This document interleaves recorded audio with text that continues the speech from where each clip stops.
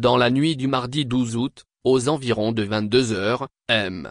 Kao Pouwede, président cantonal du mouvement Togo Espoir à Lassa, a été victime d'une agression armée pouvant s'apparenter à une tentative d'assassinat.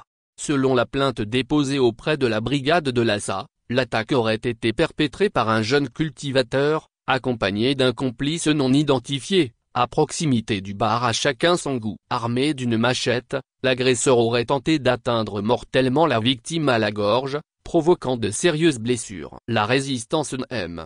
Pouwede ainsi que l'intervention inopinée de témoins auraient permis d'éviter le pire. Des riverains indiquent qu'une première altercation avait éclaté plus tôt dans la soirée entre les deux hommes, avant d'être désamorcée. L'auteur présumé aurait ensuite attendu sa cible pour lui tendre un guet-apens dans la même nuit, ce qui laisse supposer un acte prémédité.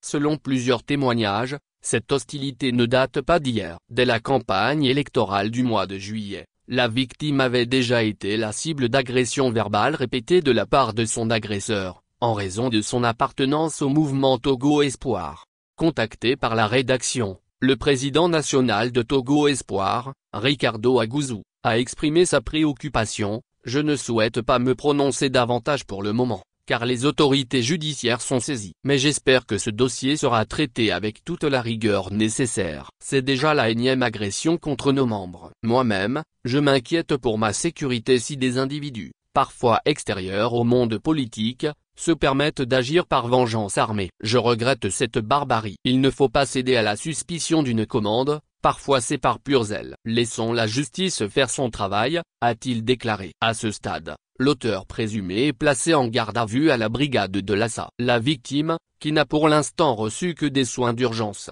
réclame la poursuite de traitements intensifs. Selon sa plainte, il demande également une expertise de la machette utilisée, afin de s'assurer qu'elle n'était pas empoisonnée.